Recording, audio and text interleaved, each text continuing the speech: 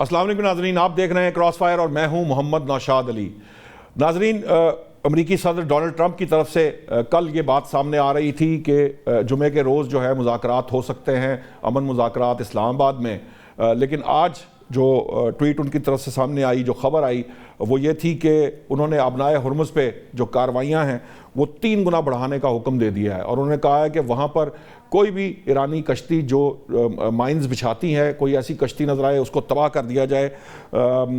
ये जो बात कही गई है, ये जो हुक्म दिया गया है अमरीकी सदर से, इसका क्या मायने है। लेकिन इससे पहले ये भी बताना आप लोगों को बहुत ज़रूरी है कि अमरीकी जरीदे की एक रिपोर्ट सामने आई थी जिसमें ये कहा गया कि जो नुकसान अमरीका की इंतज़ामिया यानी ट्रंप इंतज़ामिया की तरफ से ईरान का बताया जा रहा है, ख़ास तौर पर जो नेवी की बात की गई है कि जी उनकी जो नेवी है उसको तबाह कर दिया गया है, तो जो बात कही जा रही है उसका 2/3 नुकसान भी नहीं हुआ, यानी 30% शायद नुकसान हुआ होगा।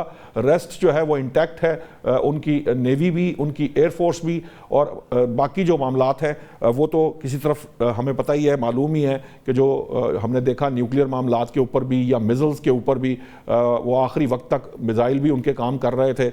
और न्यूक्लियर के बारे में भी एक दफ़ा गुज़िश्ता साल जून पर हमला करने के बाद ये दावा किया गया था कि उनकी तमाम जौहरी तनसीबात जो हैं उनको ख़त्म कर दिया गया है। अब भी दोबारा फिर उन्हीं तनसीबात पर हमले किए गए और अब फिर ये दावे ज़रूर किए जा रहे हैं। लेकिन जो इस वक्त सिचुएशन हमें नज़र आ रही है नाज़रीन, आज ही जो अमरीकी नेवी के कमांडर हैं, उन्हें जो वज़ीर दिफा हैं पीट हेग्स जो हैं, उन्होंने उनको फारिग कर दिया है। कहा यह जा रहा है कि ये जो कुछ हो रहा है, इससे पहले आपको मालूम है कि और आर्मी चीफ अमरीकी जो फ़ौज के आर्मी चीफ हैं उनको फारिग किया गया, उनके साथ काफ़ी सारे लोगों को, दर्जन भर ऑफिसर्स हैं उनको भी फारिग किया गया। ये जो फॉल्ट लाइन हमें यूएस आर्मी के अंदर नज़र आ रही है, इसका क्या मतलब है? और जो कल का मामला है यानी जुमे की जो बात की जा रही थी, क्या वो अब भी इंटैक्ट है या उस तरफ कोई पेशरफ्त हो रही है? इन तमाम मामलात पर बात करने के लिए मुझे ज्वाइन किया है मंसूर जाफ़र साहब हैं, एडिटर हैं, अल अरबिया टीवी के माहिर हैं, जो माहिर अमूर हैं मशरिक़ वुस्ता के। अब ब्रिगेडियर हारिस हमारे साथ हैं, दिफाई तजिया निगार हैं, आप सब उन्हें जानते हैं, बहुत नोन तजिया निगार हैं। डॉक्टर हसन ज़फ़र जो है आलमी अमूर के माहिर हैं, हमारे साथ प्रोग्राम में हमेशा शामिल होते हैं। मोहसिन ज़हीर साहब जो है वो सीनियर सहाफ़ी हैं, न्यूयॉर्क बेस्ड हैं, और जो इस वक्त वहाँ पर जो कुछ अमेरिका में हो रहा है उसके बारे में भी जानेंगे। लेकिन सबसे पहले मैं ब्रिगेडियर साहब आपके पास आना चाहूँगा। मुझे ये बताइए कि जो फॉल्ट हमें, ये फॉल्ट लाइन नज़र आ रही है जो अमरीकी अफवाज में है कि आर्मी चीफ, ख़ास तौर पर जो इसका रेफरेंस है वो ये ज़रूर है, इस चीज़ को सामने रखना चाहिए कि ये हालत जंग में ये जो तब्दीलियां कमांड के अंदर की जाती हैं या की जा रही हैं, क्या ये कोई पॉजिटिव साइन दे सकती हैं या ये नेगेटिव साइन है? क्योंकि हमारे पास ऐसी इतलात भी हैं कि वो बूट ऑन ग्राउंड्स के ख़िलाफ़ थे, और आज जब नेवी के ये जो चीफ हैं उन्हें हटाया गया, बर्खास्त किया गया, तो आपको क्या लगता है कि वो जो अबनाए हुर्मुज़ की जो जिसे कह रहे ब्लॉकेड है उस पर उनका कोई तनाज़ा था? ब्रिगेडियर साहब मेरी आवाज़ आ रही है? जी जी जी। देखिए, जो ऑपरेशन हो रहे हो उस मौके के ऊपर कभी भी आप जो अपने कमांडर्स को चेंज नहीं करते हैं, चेंज ऑफ कमांड नहीं करते हैं, it is taken as a serious thing. It's only done if somebody is really professionally very weak और ही कैन नॉट डिलीवर। लेकिन नॉट कि अगर वो आपको ऑनेस्ट ओपिनियन दे कि no this is what is my plan, और being naval chief वो अगर नेवी के बारे में बात कर रहे हैं और उनको शायद ये ना मानी जाए बात और कहा जाए अपना पॉइंट ऑफ व्यू सोर्स किया जाए, बिकॉज कमांडर चीफ मींस कि he doesn't have experience of military operation, so he has to rely on his commander, on his advisor. इस कॉन्टेक्स्ट पे देखा जाए तो मेरे ख्याल में ये बहुत सीरीज से पहले मैं अपनी आर्मी चीफ को भी सेलेक्ट किया, उससे 9-10 कमांडर्स को और उन्होंने हटा दिया। ये बहुत ही फॉल्ट लाइन है और ये कभी नहीं होनी। This sends a very negative message. इससे पहले ब्रिगेडियर साहब कभी यूएस आर्मी में इस तरह की प्रैक्टिस देखी है आपने? क्योंकि जंगें तो उन्होंने बहुत लड़ी, हर वक्त हालत जंग में ही होता है एक तरह से, शिकस्तें भी उनको बहुत हो चुकी हैं। आपने देखा कि पहले कभी इस तरह कमांड चेंज हुई हो? ये सिर्फ इंडियन आर्मी में हमने मार के हाथ में मैंने देखा था कि उन्होंने अपने डिप्टी चीफ को जो है वो हटा दिया था ऑपरेशन एक दिन पहले, because he said if our air force is not operation ready to go and fight with Pakistan. और नंबर 2 उन्होंने नॉर्दर्न कमांडर जो बहुत मशहूर कोर है उनकी कश्मीर के अंदर होती है, उसके अंदर उन्होंने वहाँ के नॉर्दर्न कमांडर को हटा दिया था। ये कमजोर आर्मी जो होती है, खासतौर इंडियन वो ये बात कर रहे हैं, बट ये यूएस आर्मी में आई हैव नेवर हर्ड, और ना कभी होना चाहिए, इसलिए it send a very negative message and it is moral of troops also. You see, आपने एक ट्रेन किया अपने ट्रूप्स को, आपने स्पेशल प्लान बनाए हैं, आप उसको एग्जीक्यूट कर रहे हैं, एंड वन फाइनल मॉर्निंग आपका जो कमांडर इन चीफ है वो उसको हटा देते हैं, तो इट टिकल डाउन जाता है, इफेक्ट होता है कि देखेंगे हमारे कमांडर को हटा दिया। तो ये मोरल ऑफ ट्रूप्स है ना लड़ाई में, it is very very important thing. ये इंस्पायरिंग कमांड और दैट मैटर्स लॉट। तो मेरे ख्याल में ये कभी भी नहीं होता, ये first time in the history of I think military में होता है कि इतनी ज्यादा तादाद में सीनियर कमांडर को हटाया गया। तो ये इनकॉम्पिटेंस ब्रिगेड साहब, ये वजीर दिफा के लेवल पे पार्ट पे है, क्योंकि देखें एक शख्स यूएस का आर्मी चीफ है, यकीनन उसकी प्रोफेशनलिज्म पे तो शायद हम आर्ग्यूमेंट ना कर सके, या जो नेवी चीफ है उसके प्रोफेशनलिज्म पे या उसकी वीकनेस या इनकॉम्पिटेंस की बात शायद हम ना कर सकें, लेकिन जो पीट हैग्स हैं जो इनके वजीर दिफा है, ये तो इनका तो कोई एक्सपीरियंस नहीं है। आपको लगता है कि ये जो पॉलिटिकल साइड पे जो प्रॉब्लमेटिक जो डिसीजंस हैं एक्चुअली वो वजह बन रहे हैं इस सारी कमांड की तब्दीली के? डेफिनेटली, एंड वो जो है वजीर दफा जो है वजीर जंग, not like much bye American troops, American commanders, because जिस तरीके से वो बात करते हैं उसके बाद उनका पुराने कैरेक्टर की बात भी आती है, और जिस तरीके से वो बात करते हैं, और फिर काफी उन्होंने भी काफी लोगों को सैक किया है। Is unprecedented, it should have never done. आप अपने कमांडर्स को थिक ऑफ ऑपरेशन में कभी चेंज नहीं करते, only on one reason you can change, अगर वो इनकॉम्पिटेंट है and he has not delivered, और वो कोई failure है, that is how you can change, otherwise it's never done। You give them more chance, more confidence to your commander, और जब आप कमांडर को चेंज करेंगे तो आपके ट्रूप्स के मोरल को बड़ा इफेक्ट पड़ता है, which affects seriously overall आपके ऑपरेशन प्लान को फर्क पड़ जाता है। ठीक है मोहसिन ज़ई साहब, आप न्यूयॉर्क में हैं, आप बड़ी क्लोजली मॉनिटर कर रहे हैं। एक तो जैसे ब्रिगेडियर साहब से मेरी बात हुई, वो तो ये कह रहे हैं कि इस किस्म की माजी में कोई चीज़ हमें देखने में नज़र नहीं आती, और वैसे भी जंग के दौरान ये जो कमांड चेंज करने वाला मामला है ये कोई अच्छा तासुर नहीं देता। आपको क्या लगता है कि क्या एक्चुअली पॉलिटिकल जो सेटअप है उसके और जो अस्करी सेटअप है उसके अंदर बहुत ज़्यादा डिफरेंस ऑफ ओपिनियन डेवलप हो चुका है, या आपको ये लगता है कि जो जो जो कुछ ट्रम्प साहब चाहते हैं वो डिलीवर नहीं हो रहा, फ्रस्ट्रेशन है जिसकी वजह से ये हो रहा है? एक्चुअली वहाँ हो क्या रहा है न्यूयॉर्क में, यानी अमेरिका में इस वक्त? प्रेसिडेंट ट्रंप हैं, ये एक बड़े अमेरिका की तारीख के बड़े गैर रवायती किस्म के प्रेसिडेंट हैं। प्रेसिडेंट जो ये सेकंड टर्म में प्रेसिडेंट बने, और जो पहली टर्म में जब ये प्रेसिडेंट बने उससे पहले इन्होंने कभी कोई पब्लिक ऑफिस होल्ड नहीं किया। इनका अगर आप पहली टर्म का ट्रैक रिकॉर्ड देखें तो सदर ट्रंप जो है ना, उनका अपना एक स्टाइल कह लें वो है गवर्नमेंट के मामलात को रन करने का। और अमेरिका में एक कहा जाता है माई वे और दी हाईवे, और कि आप जो मैं कहता हूँ आप वो करेंगे, अगर नहीं करेंगे तो आप फिर फारग हैं। ये जो ट्रैक रिकॉर्ड है इनके पहले दौर में इन्होंने बहुत ज्यादा इस पर शदोमत से ये अमल किया। जो दूसरी इनकी टर्म थी ना, उसमें ये पहला जो 1 साल मुकम्मल हो गया इन्हें, तो ऐसे लग रहा था कि इनके जो एडवाइजर्स हैं उन्होंने इनको बड़ा कंट्रोल किया हुआ है, और इनको कहा हुआ है कि आप इसको थोड़ा मामलात को उस तरह ना चलें जैसे आप पहली टर्म में चलते रहे। तो हमें शुरू में काफ़ी कंट्रोल भी नज़र आया, लेकिन अब और ख़ास तौर पे गुज़श्ता ये जो जंग जब शुरू हुई है तो वही एक आपको इनका पुराना एक ट्रेंड नज़र आ रहा है, माई वे और दी हाईवे। आर्मी में जो कुछ तब्दीलियां हुई, पीग हेक्सेट ने अनाउंस किया वो भी था। अब ये जो सेक्रेटरी वॉर हैं जिन्हें 24 घंटे पहले ऐन उस वक्त पर तब्दील कर दिया गया कि जबकि ईरान और अमेरिका की जो जंग है उसका जो महवर बना हुआ है वो आबनाए हुर्मज़ है, यानी कि नेवी से मुतल्लिका जो अमूर हैं उसके गिर्द सारी जंग घूम रही है। सो ये एक बड़ी सिग्निफिकेंट मूव है, और इस पे अमेरिका में जो है, जो अमेरिकन मीडिया है उस पर जो इनके सपोर्टर्स हैं उनको अगर आप छोड़ें तो इवन जो इनके अपोनेंट्स हैं या गैर जानबदार जो तज्जियाकार हैं, बिलखुसूस जो दफाई और अस्करी तज्जियाकार हैं, उनकी जानब से बहुत ज़्यादा तनकीद आ रही है और कहा यही जा रहा है कि सदर ट्रंप जो हैं वो इस किस्म के जो मामला वो एक्शन ले रहे हैं, इसका अल्टीमेटली कोई बैड इम्पैक्ट हो सकता है ओवरऑल पॉलिसीज पे।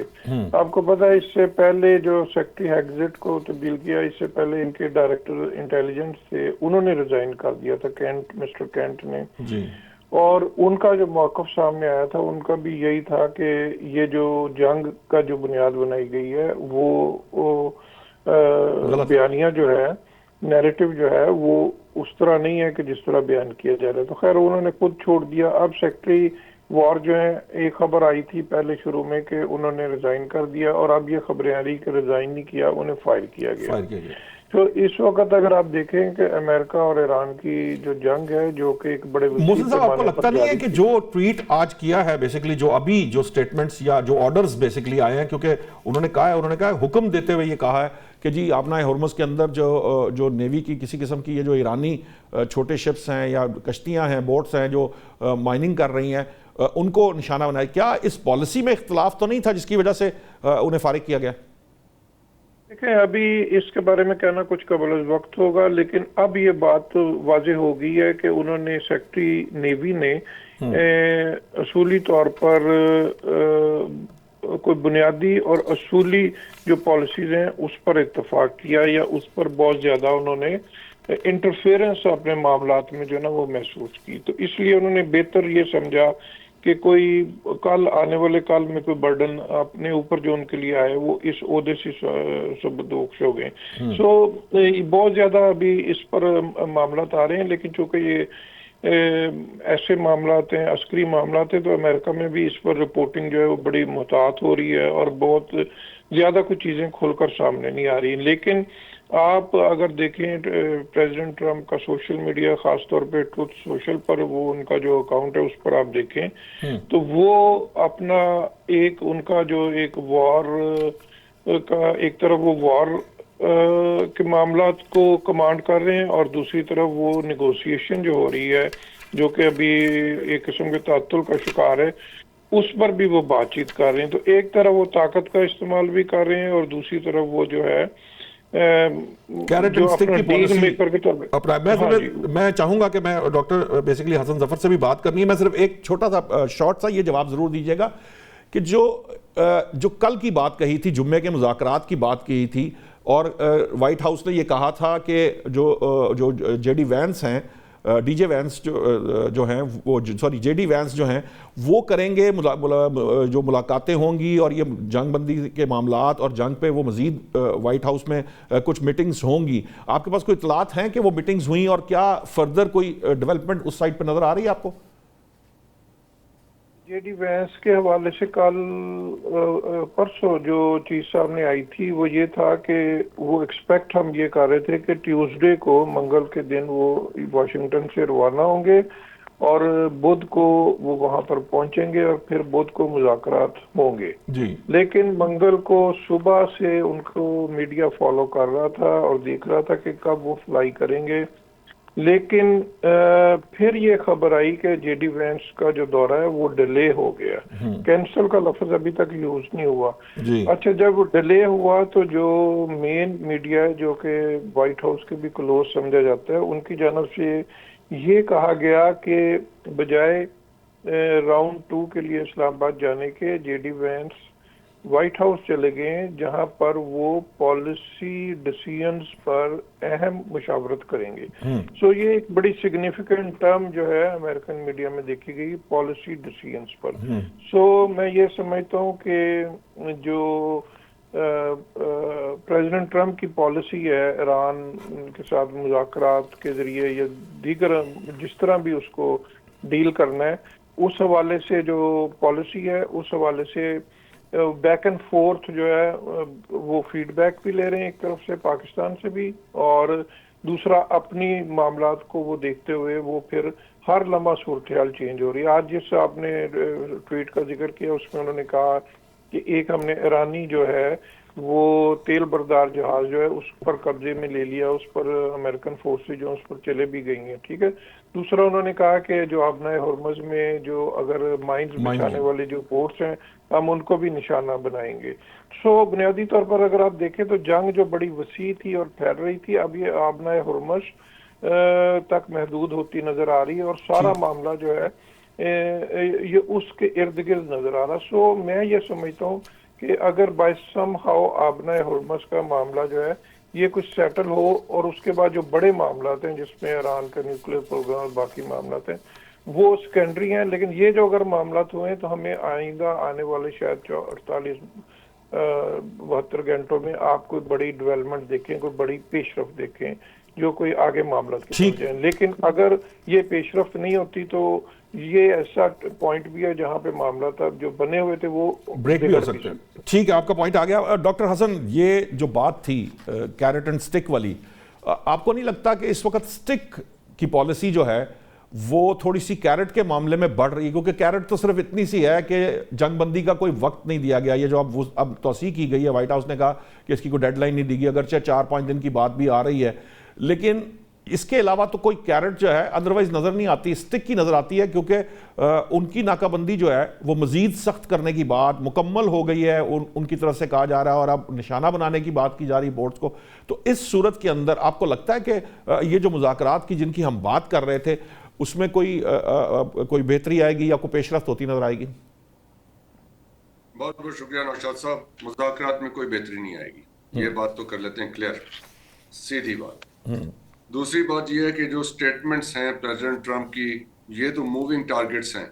6 घंटे बाद दूसरी आ जाएगी, 4 घंटे बाद आ जाएगी, 1 घंटा पहले की स्टेटमेंट है जो अभी हम डिस्कस कर रहे हैं। सो ये मूविंग टारगेट्स हैं। तो इसकी एक यानी ऑन गोइंग सिचुएशन के अंदर उस कॉन्टेक्स्ट में आप देख लें, फिक्स टारगेट क्या है जिस तरफ बढ़ रहे हैं।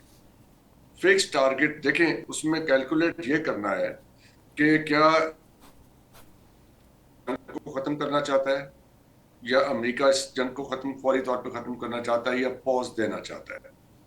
हमने आपसे जो पहले बात की थी, अमेरिका 1-1.5 महीने का वक्फा चाहता है इस खेल के अंदर, मुमकिन तौर पे 4 महीने का वक्फा चाहेगा।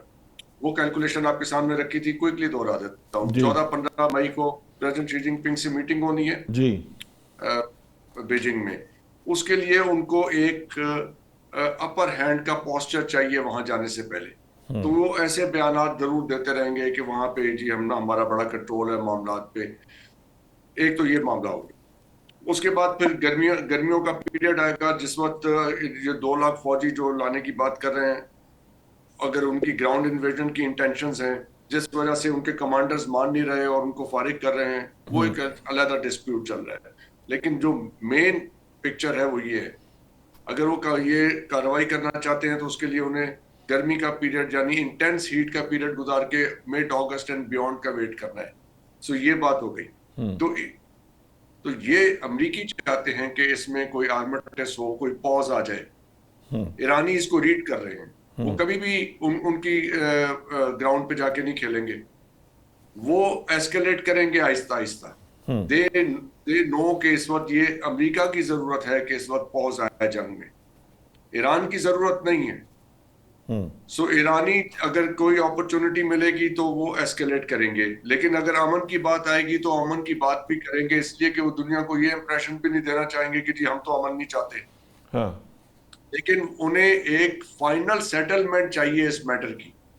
फाइनल सेटलमेंट या तो लिख के कर लेते अमेरिकी, जैसे वो अपना एक बहुत बड़ा वफ्द लेके इस्लामाबाद आए थे कि जी बैठे सारी डिटेल तय करते हैं शुरू से आखिर तक, वो करने पे ये तैयार नहीं थे।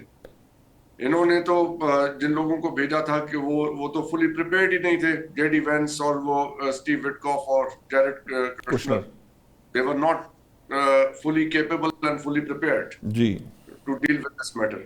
तो वहां पे बात खत्म हो गई। अब आगे चलते हैं कि अब आगे सूरत हाल क्या बना रहे हैं। ये बात तय कर लें कि कौन जंग बंद करने में इंटरेस्टेड है और कौन जंग जारी रखने में इंटरेस्टेड है। कैलकुलेशंस में अभी जो इन्होंने इनके शिप्स 2 डिसरप्ट किए हैं, स्ट्रेट ऑफ हॉर्मज़ को के ब्लॉकेट का मतलब क्या है कि चाइना जो चीप ऑयल रशिया से और दूसरा सोर्स है ईरान उसे ले रहा है, उसमें कुछ डिसरप्शन आए।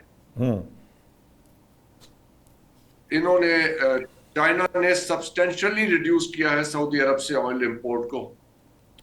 परसों सऊदी फॉरेन मिनिस्टर की 1.5 घंटा बात हुई है वहां पे बीजिंग में उनके फॉरेन मिनिस्टर से चाइना के, कि जी इस मामले को करें। उनका जी आपकी प्राइस बहुत ज्यादा है, चाइना से को रशिया से और ईरान से डिस्काउंटेड रेट पे, कम रेट पे, मार्केट से कम रेट पे ऑयल आ रहा है, why would they buy Saudi oil? So एक तो ये प्रॉब्लम चल रहा है। तो उनकी इंडस्ट्री जो जिस ऑयल पे चल रही है, जिस रेट पे चल रही है, उसे डिस्टर्ब करेंगे यहाँ पे ब्लॉकेट करके, ताकि चाइना की जो तरसील है उसमें कोई प्रॉब्लम आए।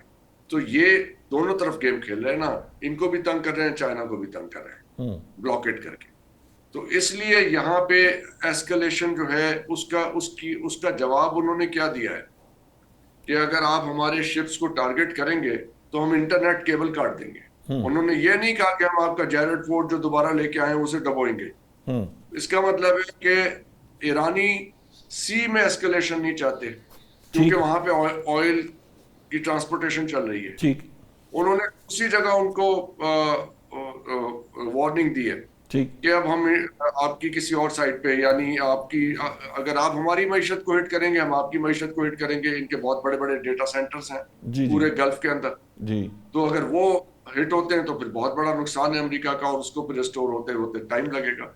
अब ये जो बातें कर रहे हैं कि जी हमारी टीमें जाके तो वो क्लियर कर रही हैं, माइंस क्लियर कर रही हैं, ये सिर्फ कहने की बातें हैं। ठीक, ठीक। बघेल साहब ये जो जंग बंद कौन करना चाहता है और जंग जारी कौन रखना चाहता है, ये दो बातें जो है डॉक्टर हसन ने ये बड़ा अच्छा पॉइंट रेज किया है। आपको लगता है कि ये जो 3-4 माह का वक्फा या इसको लिंगर ऑन करना, क्या दुनिया इसकी मुतहम्मिल हो सकती है?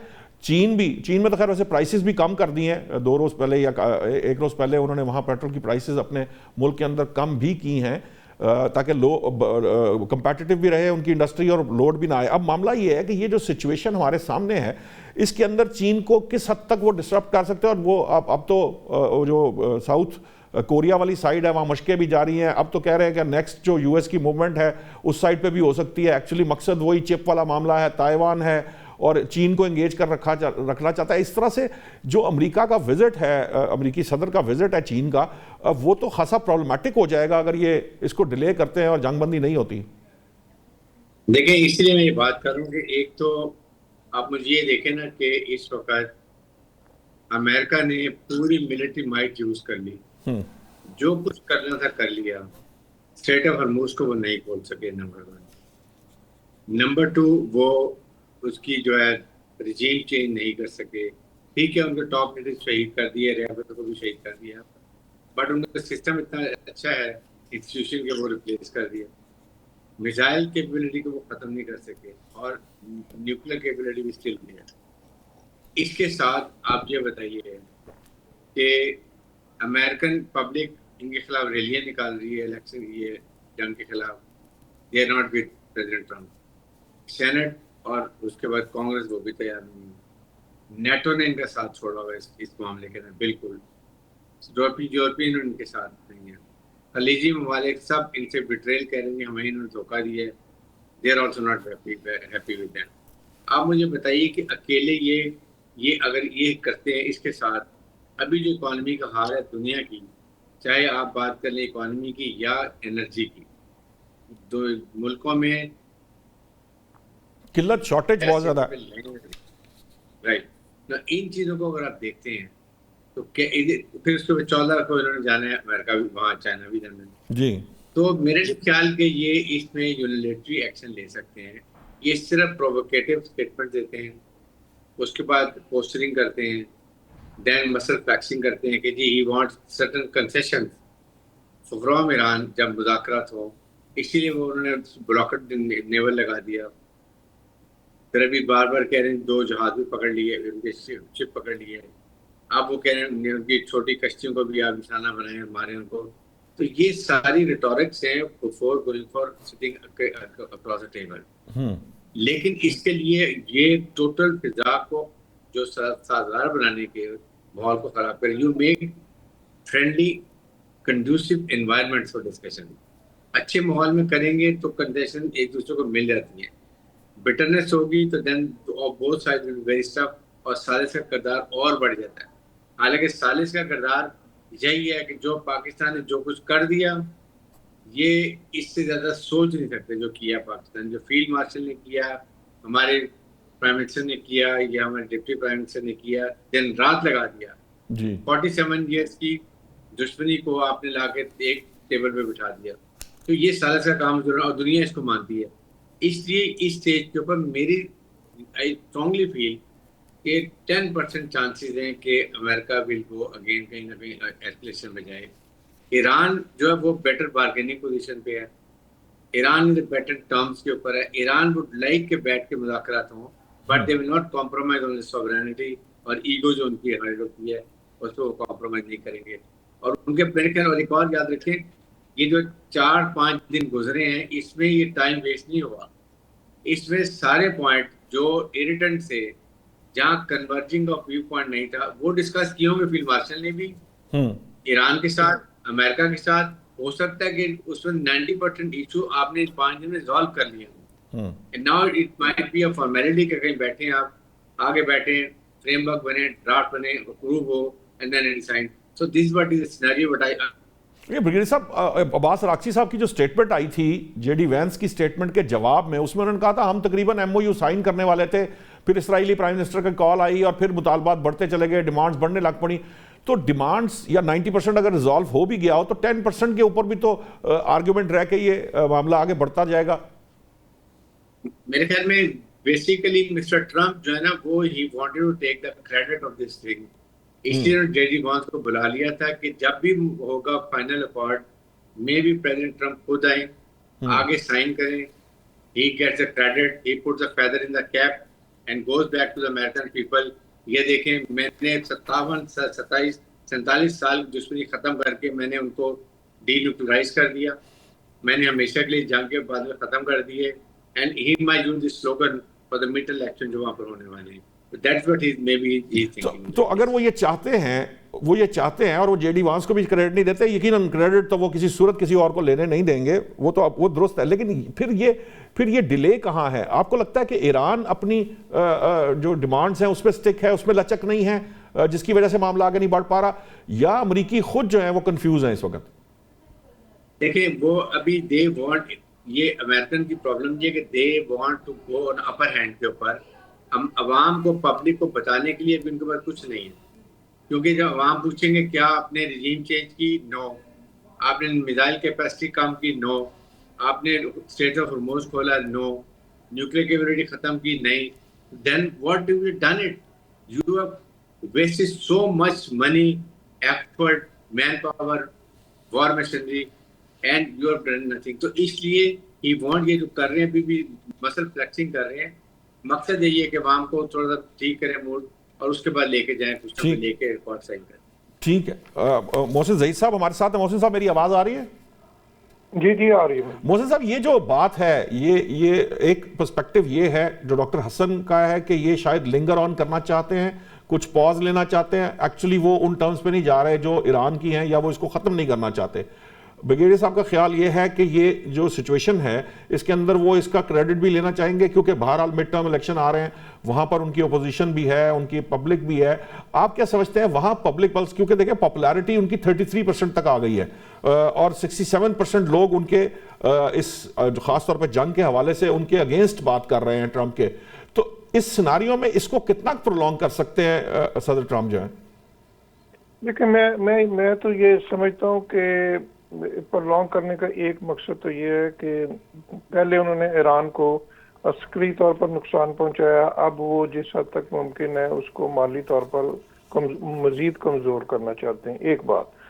दूसरी बात ये है कि ये जो मामला है अमेरिका और ईरान का, या इसराइल और ईरान का, ये कोई मतलब कि नया मामला नहीं, 47 साल पुराना मामला है, और 47 साल पुराने मामला को भी हमें हकीकत पसंदाना नज़र से भी देखना चाहिए और बहुत ज़्यादा तवक्कुआत फौरी तौर पर वाबस्ता नहीं करनी चाहिए। लेकिन अगर शॉर्ट टर्म में इसको हम देखें तो सदर ट्रंप के पास जो है ना वो हर लम्हे टाइम कम हो रहा है। अमेरिका में अगले हफ्ते किंग चार्ल्स जो हैं वो सरकारी दौरे पे आ रहे हैं, जो कि एक बहुत बड़ा अमेरिका व्हाइट हाउस में इवेंट होगा, और वो जब होंगे और ईरान वार अगर जारी रही तो जाहिर है वो उस हवाले से भी बहुत सारे मामला जो हैं वो भी आएंगे। और आपको पता है बरतानिया अमेरिका और यूरोप का जो मामला थे वो भी कोई इतने खुशगवार नहीं है। और बरतानिया जो है वो उसने अभी तक इस जंग में अपने आप को अलग थलग रखा। एक शॉर्ट टर्म में देखें किंग चार्ल्स उनके दौरे के हवाले से भी सदर ट्रंप चाहेंगे कि 27 अप्रैल से पहले कुछ ना कुछ इसका मामला जो है वो बेहतर हो, ताकि वाशिंगटन में जब एक बड़ा स्टेज सजे और जब जहां पर पूरी दुनिया की नजरें हो तो एक बड़ा क्रेडिट ले सकें। लिहाजा आइंदा जो 3 से 4 दिन है बहुत सिग्निफिकेंट है, इस पर अप्स एंड डाउन होंगे, लेकिन कोई बड़ी डेवलपमेंट हो जाएगी तो उसको भी हमें खारिज इम्कान नहीं करा देना चाहिए। दूसरा आपने मिड टर्म की बात की, मिड टर्म जो है वो आज जो रिपोर्ट आई है अमेरिका में वो रिपब्लिकन पार्टी के हवाले से आई है कि उन्हें एक बड़ी तशवीश लाहक हो गई है और एक बड़े अलार्म बज रहे हैं कि जो मिड टर्म इलेक्शंस आ रहे हैं और इन हालात में अगर मिड टर्म इलेक्शंस होते हैं और जैसे आपने पॉपुलैरिटी का भी बताया, सदर ट्रंप की पॉपुलैरिटी में कमी आई है, तो वो एक बड़ी उन्हें सेटबैक हो सकते हैं। और सबसे बड़ा सेटबैक ये है कि यूएस कांग्रेस में जो हाउस और सेनेट में उन्हें कंट्रोल है, मेजॉरिटी हासिल है, वो लूज हो गई। वो अगर लूज हो जाती है तो रिपब्लिकन पार्टी के लिए एक सेटबैक होगा, प्रेसिडेंट ट्रंप के लिए भी एक बड़ा सेटबैक होगा कि उनकी बहुत सी जो है जो काम वो कर रहे हैं वो उनको बहुत हद तक महदूद भी कर दिया जाएगा और उल्टा उनके खिलाफ इम्पीचमेंट और हेयरिंग्स कमेटीज में। लेकिन जो रिसेंटली उनके खिलाफ हुआ था उसमें तो वो कामयाब रहे ना, वो जंग के इख्तियारात तो कम नहीं हो सके थे। जंग के इख्तियारात कम करने के हवाले से भी यूएस कांग्रेस में एक बड़ी वाज़े जो है इख्तिलाफ मौजूद है, जिसमें ये कहा जा रहा है कि ये जो जंग है इस पर उन्हें कांग्रेस की जरूरत थी अप्रूवल की, जो नहीं ली, वो एक अलग बहस है। अब ये मामला आ रहे हैं कि ये जो सदर ने जंग जिस बुनियाद पर भी शुरू की वो भी मामला खत्म हो रहे हैं और उन्हें आइंदा 1 से 2 हफ्ते में कांग्रेस के पास वापस आना पड़ेगा और उसकी अप्रूवल लेनी पड़ेगी। और दूसरा मामला जो माली मामला थे जिसको कांग्रेस कंट्रोल करती है, जो बजट के मामला थे, फिर भी उन्हें इसी प्लेटफॉर्म की तरफ आना पड़ेगा। तो ये तमाम चीज़ों को अगर आप कैलकुलेट करें तो एक टाइम कम है और आइंदा आने वाले जो 1 हफ्ते में या 4 हफ्तों में एक बड़ी डेवलपमेंट जरूर होगी। वो क्या होगी अभी इसके बारे में कुछ नहीं कह सकते, लेकिन सदर ट्रंप को मेरा जाती ख्याल ये है कि इस गेम को अब वाइंड अप करना पड़ेगा, जल्द जितनी जल्द पॉसिबल है वो उन्हें करना पड़ेगा। ठीक है, ठीक है। मुझे ब्रेक का कहा जा रहा है, नाज़रीन ब्रेक लेते हैं, ब्रेक से वापस आते हैं तो डॉक्टर हसन से ये पूछते हैं कि वो कौन सी टर्न्स एक्चुअली या कौन सी जिस कह लीजिए कि सिचुएशन हो सकती है जिसके ज़रिए या तो वो प्रोलॉन्ग कर सकते हैं और अगर प्रोलॉन्ग नहीं करते तो फिर वो कौन सी चीज़ें होंगी जिसके ऊपर जो अमरीकी सदर हैं वो अग्री कर सकते हैं ईरान के साथ और कोई मुआहदा हो सकता है। अभी लेते हैं ब्रेक।